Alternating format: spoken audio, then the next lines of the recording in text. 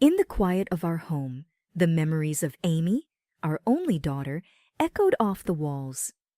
She was always more firecracker than flower, pushing boundaries and testing limits. As a dentist, I've seen my share of pain, but nothing quite compares to the ache of a child pulling away. My husband John, a seasoned cop, always had a way of smoothing things over, but even he was at a loss when Amy packed up and left with that rock musician, her teenage rebellion reaching its peak. "John, how did we get here?" I asked one evening, staring at the empty chair Amy once occupied at our dinner table. One day she's sneaking out to concerts, the next she's gone without a trace. John sighed, his eyes heavy with the same unanswered questions. "She's always been wild, Martha, like a storm you can't predict or tame, but she's still our girl." As days turned into months with nothing but silence from Amy, the weight of her absence grew heavier. It wasn't until a photograph landed in our mailbox that we saw her again, not in person, but in a wedding picture, looking defiantly happy next to a man with a guitar and tattoos. No invitation, no call, just a snapshot of the life she chose over us. My hands shook as I held the photo, the hurt a tangible thing between us. "Look at her, John. Not even a note, just this picture. She's made her choice, hasn't she?" "Maybe she's trying to reach out in her own way, Martha. It's a start, right?" But his words did little to soothe the sting of rejection. We continued in our home, feeling larger and lonelier by the day. Work was a distraction, patience and procedures filling the void left by Amy's laughter and chaos. Months had worn into a year with no word from Amy, and just when the silence seemed permanent, our computer pinged a Skype call. It was Amy, her face filling the screen, looking so different, yet painfully familiar. "Mom, Dad, I need your help," she said, the edges of her voice ragged with wear. John and I exchanged a glance, the kind that speaks volumes without a word. "Amy, what's going on?" I asked, my heart hammering against my chest. She hesitated, her eyes darting away before locking back onto the screen. "It's a lot. I've got a baby now, a little girl, and things, well, they aren't great. I need money, Mom. 1,000 a month." John's brow furrowed, his cop instincts on alert. "A grandkid, Amy. Slow down. Why do you need the money?" She bit her lip, a nervous habit from childhood. "I just do, Dad, please. I wouldn't ask if it wasn't serious." We sat in silence, the weight of her plea hanging heavy. Finally I nodded, my decision firm despite the whirlwind of questions. "All right, Amy, we'll help, but please talk to us. What's been happening?" She looked down, a tear tracing her cheek. "I can't. Not now. Just thank you. This means everything." The call ended abruptly, leaving John and me staring at a blank screen. "What do you think, John?" "Did we just make a mistake?" I murmured, doubt creeping in. He shook his head, his hand finding mine. "No, Martha. She's our daughter, and she's in trouble. It's our job to help, no questions asked, but a grandchild, John, a whole year, and she's kept this from us. What else don't we know?" I couldn't keep the tremble from my voice. "We'll find out, love. For now, let's just be there for her however she'll let us," he replied, his voice a steady anchor in the storm.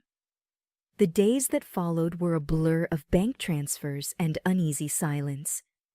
I kept busy with the clinic, a welcome distraction, but every time I came home, I half expected Amy to be there waiting with her child. Yet the house remained quiet, our lives suspended in a state of waiting and worry. One evening, as we sat in the living room, the air thick with unsaid fears, John broke the silence. "She'll reach out again, Martha, when she's ready." I nodded. clinging to his optimism like a lifeline. I hope you're right. I want to hold my grandchild, to tell Amy it's going to be okay. We will love. We will, he assured me, though I saw the shadow of his own doubts flickering in his eyes. I whispered a silent prayer for my daughter and granddaughter wherever they were. The plea had opened old wounds and new fears, but it had also rekindled a flame of hope. We were still a family, fractured and distant but connected by unbreakable bonds of love and the unwavering promise to be there for each other no matter what. It was one of those early mornings when the cold bites at your bones, the world outside frosted and still. John and I were nestled in the warmth of our home, sipping coffee. The silence was comfortable, if not a bit heavy with unspoken thoughts about Amy. That's when the sharp knot came, shattering the calm like a stone through glass. John and I exchanged a startled look, the same question in our eyes. Who could it be at this hour? He stood up, moving towards the door, while I followed close behind, a knot of worry tightening in my stomach. He swung the door open, and there on our doorstep was a sight that knocked the breath from me. Amy, thinner and more worn than I remembered, clutching a small bundle wrapped in blankets. Her eyes, red and swollen from crying, met mine, and it was as if the years of silence fell away in an instant. "Amy! Oh my God, Amy!" I cried out, rushing forward to wrap her in an embrace. The cold, forgotten. "Mom, Dad, I'm so sorry. Can we come in?" Her voice was a whisper, hoarse and fragile. Of course, come in." John's voice was firm, guiding her gently inside as I quickly shut the door against the cold. Once inside, Amy unwrapped the bundle, revealing a tiny sleeping face, peaceful despite the chaos. "This is your granddaughter," she said, her voice breaking. Tears streamed down my face as I looked at the baby, so innocent and unaware of the storm she'd been born into. "She's beautiful, Amy. What's her name?" Amy hesitated, a shadow crossing her face. "Lily. Her name's Lily." John, ever the practical one, sprung into action. "You both look frozen, Martha. Let's get them warmed up. I'll make some food." As I helped Amy out of her coat, the threadbare fabric and worn shoes didn't escape my notice. She was shivering, her body frail and tired. I ushered her to the living room, piling blankets around her and the baby. John brought in food, setting it before Amy, who ate with a hunger that spoke of too many missed meals. Lily, now awake, watched with wide, curious eyes, her little hand wrapped around my finger. Once Amy had eaten her fill, she looked up at us, her eyes holding a depth of pain and regret. "I need to tell you everything.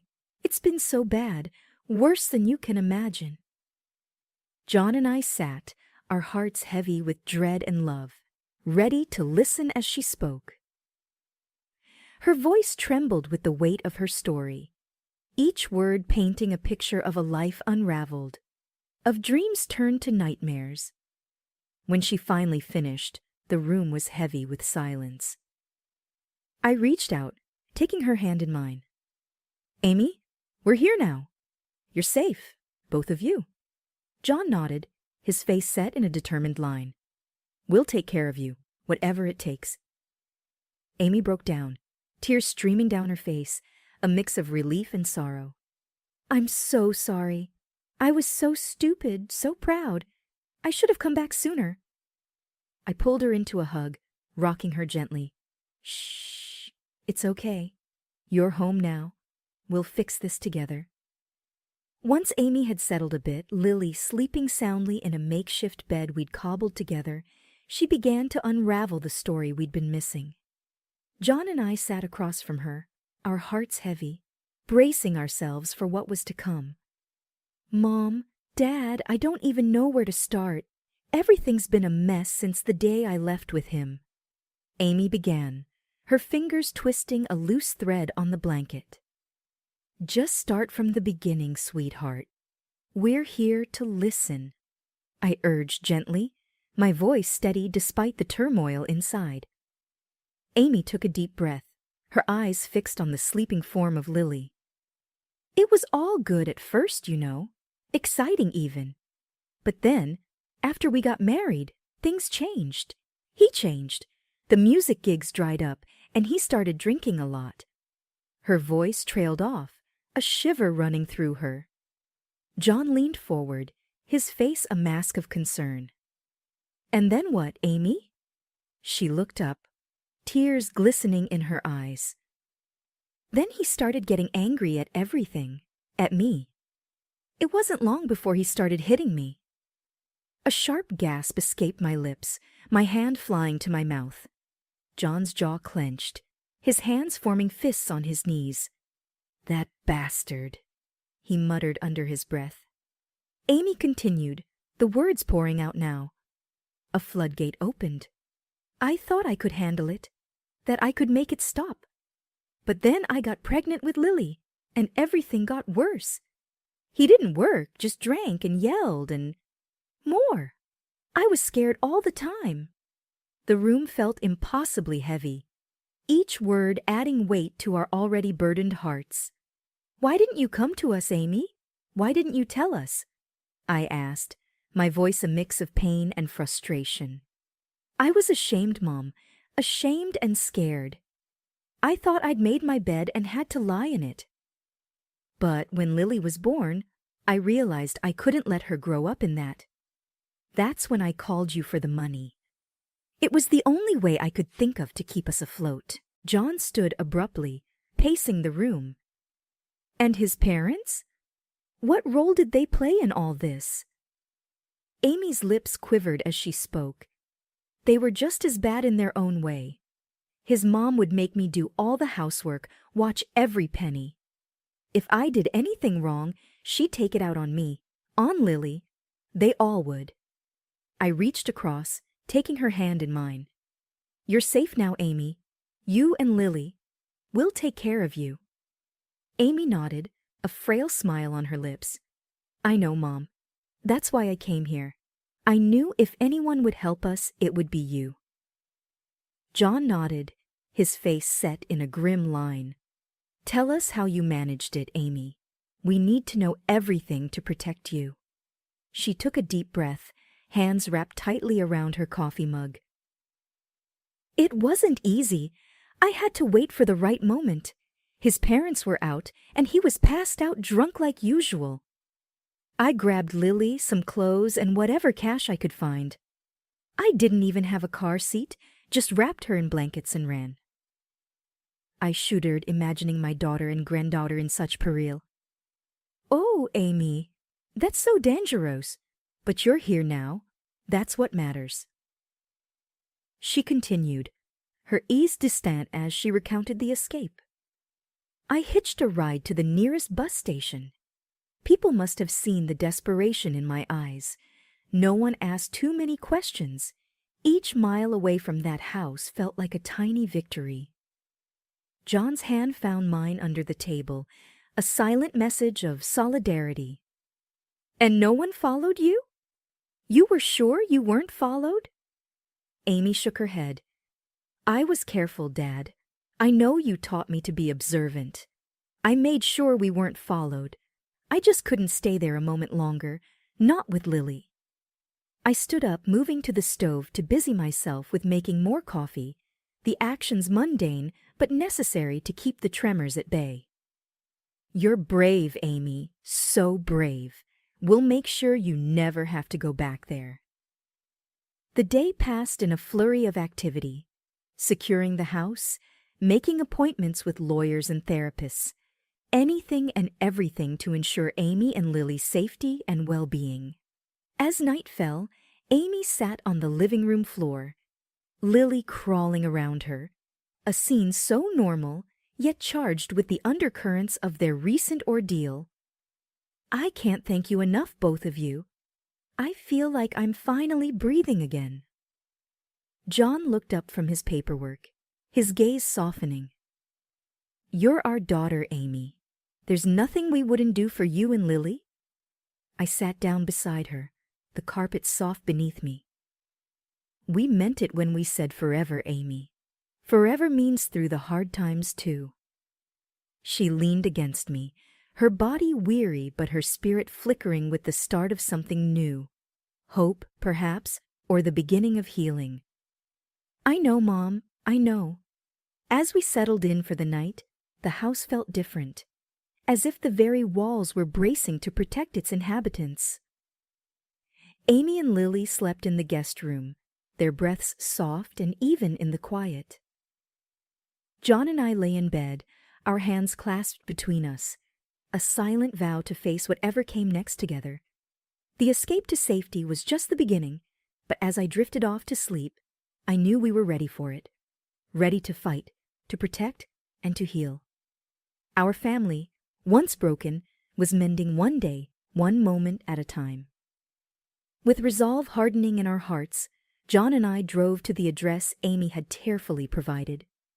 The house loomed ahead, shabby and forlorn, a stark contrast to the warm, loving home we had left. "Ready?" John asked, his voice a low rumble of contained anger. I nodded, bracing myself for what was to come. We walked up to the creaky door and knocked firmly. Shuffling feet approached from inside, and the door creaked open to reveal Amy's husband, a picture of neglect and disdain. "We need to see Amy and the baby," John demanded, his gaze steely. The husband, with a dismissive snort, replied, "They're sleeping. What do you want at this hour?" The blatant lie made my blood boil. "Sleeping? Don't play dumb. Amy's been with us since yesterday. She told us everything." I snapped, my voice sharp with fury. Behind him, his parents appeared, their expressions sour and defensive. "What's all this about? Our daughter-in-law is fine, just sleeping off her tantrums," the mother sneered, a vile attempt at nonchalance. John stepped closer, his presence imposing. "You think we're fools? Amy's safe from your abuse now. She's at our house and she's told us everything." The trio exchanged nervous glances, the facade crumbling. "You can't prove anything," the father blustered, trying to regain some ground. Without a word, John reached into his coat and flashed his police badge. The effect was immediate, their faces drained of color, their previous arrogance replaced by fear. "We're just a family trying to get by," the mother whimpered, her bravado gone. John's voice was cold, the anger controlled but palpable. "A family that preys on its weakest members? I don't think so. You'll be hearing from us and from the authorities." We turned and left them there, standing in their doorway, the reality of their situation sinking in. As we drove away, the weight of what we had started hung heavy in the air. Amy, holding Lily close, met use as we walked in, her eyes filled with a mix of hope and fear, searching ours for answers. "They're scared now, Amy, scared of the consequences. You and Lily are safe," John assured her, his hand resting on her shoulder. The night closed in around us, the house a sanctuary against the darkness outside. As we settled in, I felt a mixture of exhaustion and relief. The first step had been taken, the demons confronted. And though the journey was far from over, we had faced it together, a united front against the past and whatever the future might bring. Our family, once fractured, was finding its way back, one truth, one moment at a time.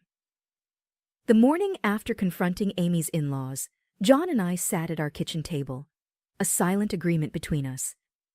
Today, we would ensure justice for Amy and Lily.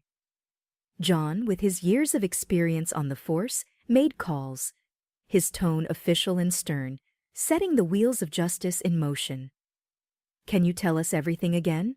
The authorities will need your statement," John said as he prepared a notepad, his expression serious but encouraging. Amy nodded, a determined glint in her eyes, despite the shadows of her recent past. Yes, I'll tell them everything they need to know. What he did, what they all did. As she recounted her story, her voice trembled but never broke. She was a portrait of courage, a stark contrast to the frightened girl who had appeared on our doorstep. And when Lily was born, things got worse. I was isolated, controled. I couldn't let her grow up in that. I reached over, squeezing her hand. You're doing the right thing, Amy. They won't hurt you or Lily ever again. Hours passed, filled with calls and visits from officers and lawyers, each step a move toward accountability and protection. Finally, with Amy's statement recorded and the legal process underway, we had a moment to breathe. Mom, Dad, will they go to jail? Amy asked, her eyes searching ours for assurance. John nodded, his voice firm. They're facing charges of abuse and extortion. It's a strong case, especially with your testimony. They won't be free to hurt anyone else. The relief in Amy's eyes was palpable. She hugged Lily to her, whispering words of love and safety to her daughter. The day turned to evening, and as we sat together, a sense of calm settled over the house. I can't believe it's finally happening, Amy murmured, a small smile touching her lips. It's only the beginning, sweetheart, but we'll be with you every step of the way, I reassured her, my heart swelling with pride for her bravery. John stood looking out the window into the growing darkness. They'll learn that you don't mess with family, not without consequences. We sat in quiet solidarity, the trials of the past few days bonding us in ways we couldn't have imagined. The journey was far from over, but for the first time in a long time, there was a sense of hope, a light at the end of a long, dark tunnel. As night fell and we prepared for bed, I checked on Amy and Lily sleeping peacefully in the guest room. The sight of them so serene was a balm to my weary soul. We had faced the demons, and though the scars remained, we were healing, moving forward together. As the days turned into weeks, the dark cloud that had loomed over our family started to dissipate. Amy, now officially divorced and free from the man and the in-laws who had caused her so much pain, was finding her footing again. The legal proceedings had seen her husband and his parents imprisoned for their violence and extortion, a fitting end to their reign of terror. During breakfast one morning as we all sat together, the atmosphere was lighter, almost buoyant. You know, I've been thinking, I began, watching Lily attempt to spoon-feed herself. How far we've come. It's like we've stepped into the light after such a long time in the dark. Amy, with newfound strength in her eyes, smiled. Yeah, Mom. It's like I'm finally waking up. The divorce, the trial, it's all behind me now. I can actually look forward to the days ahead. John, always the backbone of our family, nodded in agreement. That's right. We're all moving forward now, stronger and wiser. Lily's giggles punctuated our conversation, a reminder of the innocence and joy that had returned to our home. As the day unfolded, Amy and I found ourselves in the garden, planting new flowers, a symbolic gesture of our new beginnings. Mom, can you believe how much Lily's grown? Amy remarked, her hands deep in the earth. I smiled, handing her a seedling. She's going to be as strong and beautiful as her mother, and as resilient as her grandma, too. As evening approached, John joined us outside, wrapping an arm around my shoulder. Look at our little family, Martha. This is what life's all about. I leaned into him, my heart full of gratitude. Yes, it is. A new beginning, a fresh start for all of us.